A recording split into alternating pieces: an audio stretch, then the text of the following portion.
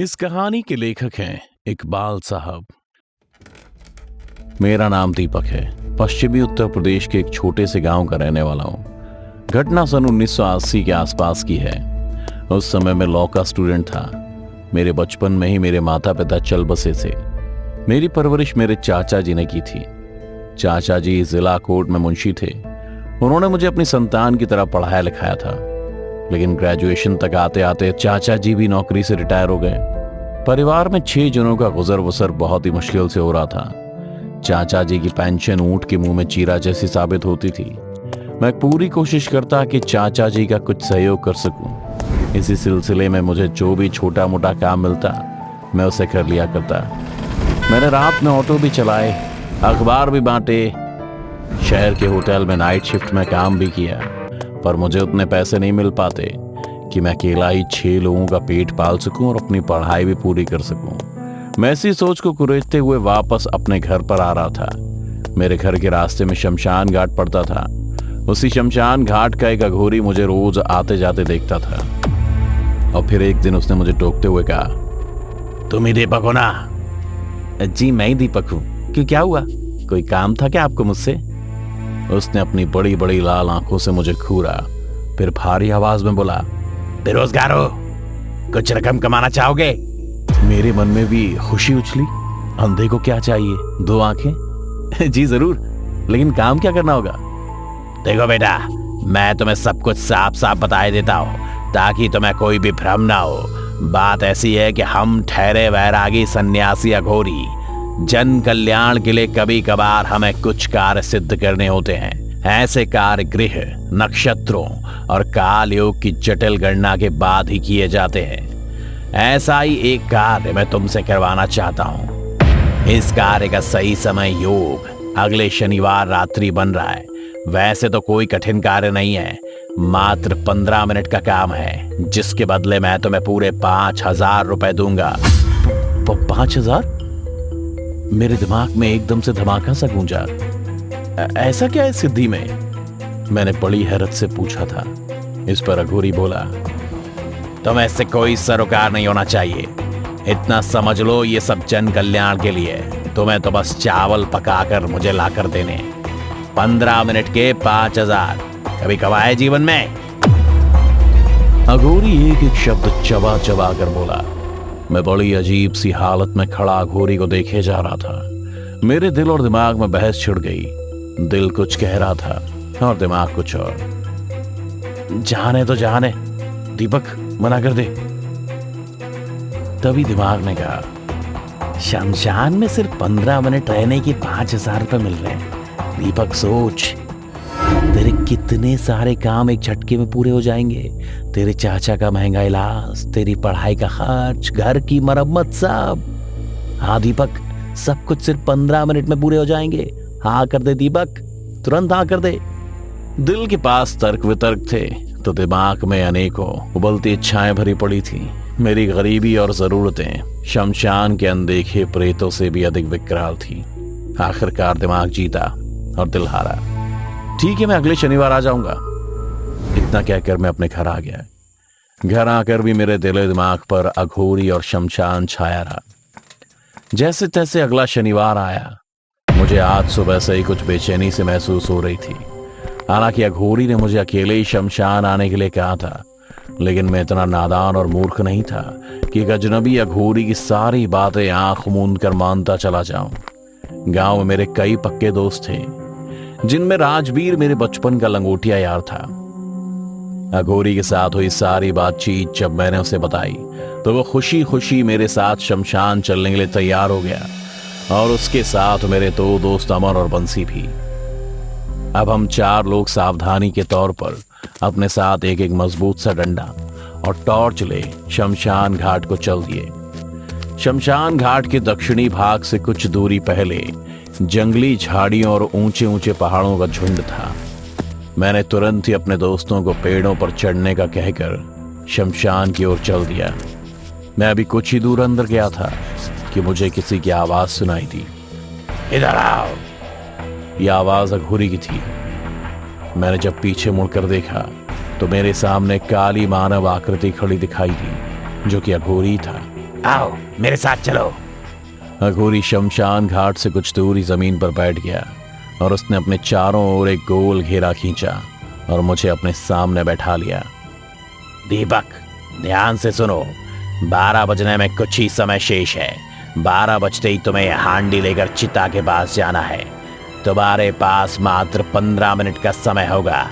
जो चिता तेजी से जल रही है उसके पैरों पर यह हांडी रखकर चावल पकने देना और ठीक 10 मिनट बाद हांडी उठाकर आ जाना। ये कहकर उसने एक छोटी सी परात में कुछ सामग्री डालकर आग जलाई और धीरे धीरे मंत्र बुदबुदाने लगा। उसने कुछ मंत्र पढ़कर मेरे ऊपर भी फूंके। फिर चावलों से भरी एक हांडी में एक बोतल से पानी भरने लगा, लेकिन नहीं, ये पानी तो नहीं था। उसकी जलाई आग की मध्यम रोशनी में मैंने देखा कि उस पानी का रंग लाल था। तो क्या ही खून था? मेरे जिस्म में कपकपी की एक लहर सी दौड़ गई। मैं हिम्मत करके बैठा रहा। 12 बज गए, जाओ, तुरंत जाओ, जो कहा है करके आओ। अघोरी ये कहते ही मुझे चावलों से भरी हांडी थमा देता है। मैं भी तुरंत चावलों वाली हांडी उठा और मनी मन भगवान का नाम का जाप करता हुआ शमशान घाट के अंदर चल दिया। मैं अभी कुछ ही कदम दूर गया था कि देखा शमशान के अंदर 2 चिता सुलग रही हैं। पहली जली चिता की आग ठंडी पड़ गई थी, जबकि इस दूसरी जली चिता को देखकर लग रहा था कि इसे कुछ देर पहले ही जलाया गया है। पर सवाल यह था कि हिंदू धर्म के नियमों के अनुसार सूर्यास्त के बाद शव का दाह संस्कार नहीं किया जाता है। फिर ये सब किसने किया? मैं अभी भी इन सवालों से जूझता हुआ तेजी से दहकती चिता के समीप पहुंचा और हांडी को रस्सी से लटका चिता के पैरों के पास रख दिया। हांडी में चावलों के पकने की बुदबुदाहट साफ सुनाई दे रही थी। अभी तक सब कुछ सामान्य था। हांडी से चावलों की भाप भी उठने लगी थी। उसमें से एक अजीब सी गंध निकल रही थी। तभी मुझे लगा कि मेरे पीछे कुछ शोर सा है। अनगिनत कदमों की चाप मुझे स्पष्ट सुनाई दे रही थी। घबराहट से पहले ही होश फांकता थे। मैं अघोरी के बताए सारे निर्देश भूले जा रहा था। घबराहट और जिज्ञासा में मैंने पीछे मुड़कर देखा कि ये शोर कैसा है। हे भगवान, मेरे पीछे बड़ा ही खतरनाक नजारा था। मेरी आंखें फटी की फटी रह गईं। मेरे पैर वहीं जाम हो गए। हाथ बुरी तरह कांप रहे थे। जिस चिता से मैं चावल की हांडी को रस्सी में पकड़कर ला रहा था, उस चिता को चारों ओर से बहुत सारे बौने व्यक्तियों ने घेर रखा था। ये बौने लगभग 2.5-3 फुट के रहे होंगे। सभी के सभी गंजे और बिल्कुल नग्न अवस्था में थे। चिता से लगातार निकले जा रहे थे। इनकी संख्या कई 100 तक पहुंच गई थी। और उस पर गजब की बात यह कि इन गंजे नंगे बौनों के झुंड ने मेरी ओर भागना शुरू कर दिया। उनके मुंह से चीख चिल्लाहट भी निकलने लगी। ये हांडी हमें दे दो, ये हांडी हमें दे दो। मैं इस समय शमशान के बिल्कुल बीच में था और बौनों की संख्या निरंतर बढ़ती जा रही थी। वो एक के बाद एक लगातार चिता से निकलते जा रहे थे। तभी मेरे अंतर्मन में एक आवाज गूंजी, भाग दीपक भाग। खुद से कहते हुए मैंने शमशान से बाहर की ओर दौड़ लगा दी, लेकिन शायद मैंने भागने में देर कर दी थी। 5-7 बौनों ने मेरे पैर को पकड़ लिया था और पल पल मेरे पैर से, पाँव से मांस का लोथड़ा अलग कर रहे थे। मगर मैंने हार नहीं मानी और अपनी पूरी जी जान से शमशान से बाहर निकलने की कोशिश करने लगा कि तभी राजू, अमन और बंसी तीनों मेरे सामने अपने हाथ में डंडा लिए सीना ताने मेरे सामने खड़े थे। दीपक, तू चिंता मत कर, हम आ गए, तुझे कुछ नहीं होने देंगे। राजू के कहते ही उसके साथ साथ अमन और बंसी भी मेरी ओर दौड़ पड़े। पर उन दोनों की तादाद इतनी ज्यादा थी जिनका कोई हिसाब नहीं था और अभी भी उस चिता से वो बौने निकलते ही जा रहे थे। इधर मेरे साथ आए मेरे दोस्तों ने हार नहीं मानी थी। वो लोग डंडे से मारते हुए इस बौने को खुद से दूर कर रहे थे और मुझे सहारे से पकड़ शमशान के बाहर ले आए। पर उनमें से एक भी शमशान घाट से बाहर नहीं आया। बस सब के सब शमशान के गेट पर एक फौज की तरह चावलों की हांडी को ही देख रहे थे, क्योंकि हम सारे दोस्त शमशान घाट से जिंदा बाहर आ गए थे। हम सब एक दूसरे को देख खुश थे, पर सबके मन में बस एक ही सवाल गूंज रहा था कि आखिर ये बौने कौन थे और किस लिए हांडी के पीछे दौड़ रहे थे। तो हम चारों सीधा उस अघोरी के पास गए। अघोरी मुझे जिंदा आता देख चौंक गया और मेरे साथ मेरे दोस्तों के गुस्से से भरे चेहरे को देख उसके पसीने छूटने लगे। वो डर के मारे हमसे दूर भाग ही रहा था कि बिना कोई सवाल जवाब किए पहले तो मेरे दोस्तों ने अघोरी को डंडों से पीट कर उसे अधमरा कर दिया, पर अभी भी उसमें जान बाकी थी। बिना कुछ पूछे तुझे इसलिए मारा ताकि तू झूठ बोलने की गलती दोबारा ना करे, समझा? सीधा सीधा बता, कौन है ये बौने और क्या चाहते थे?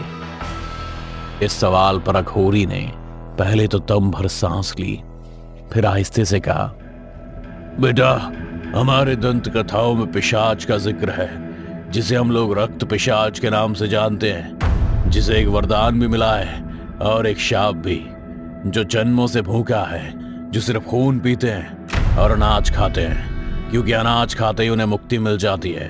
और एक रक्त पिशाच मुक्त होने पर इस धरती पर 10 सोने के सिक्के छोड़कर जाता है। इन्हीं रक्त पिशाचों को मेरे दादा ने बहुत सिद्धियों और अपनी प्रेत शक्तियों से जगाया और उन्हें इस चिता के जरिए इस दुनिया में भी लाए। अघोरी की बातें सुनकर हमें अपने कानों पर यकीन नहीं हो रहा था।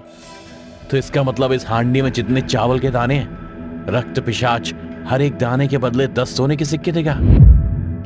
मेरे सवाल पर अघोरी ने हाँ में सर हिलाते हुए कहा, हाँ, और हर एक चावल का दाना खाने के बाद रक्त पिशाच इस धरती से मुक्त हो जाएगा और वो 10 सोने के सिक्कों में बदल जाएगा। तभी राजू ने भी अघोरी से पूछा, तो अगर रक्त पिशाच को अनाज ही चाहिए तो फिर वो हमारे शरीर को क्यों नोच रहे थे? इस पर अघोरी बोला, तुम भूल रहे हो, रक्त पिशाच जन्मों का भूखा है। उसे अपनी भूख में इस कदर अंधा बना दिया है कि अब वो किसी राक्षस से कम नहीं है। रक्त पिशाच को मुक्ति अनाज के दाने से मिलेगी, भले ही वो कितना ही मांस खा ले। इसीलिए तो मेरे दादा ने मेरे बाप को रक्त पिशाच को परोस दिया और मैंने मेरे दादा को। पर ये लालच का पेट है जो कभी भरता नहीं।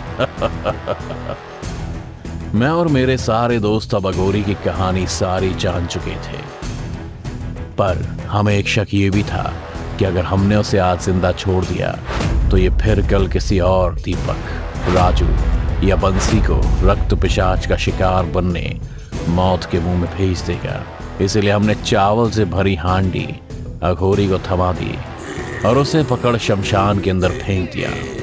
शमशान के दरवाजे पर अभी भी सैकड़ों बौने रक्त पिशाच अपनी मुक्ति का इंतजार कर रहे थे। चावल की हांडी के साथ अघोरी पर भी बौने रक्त पिशाच टूट पड़े।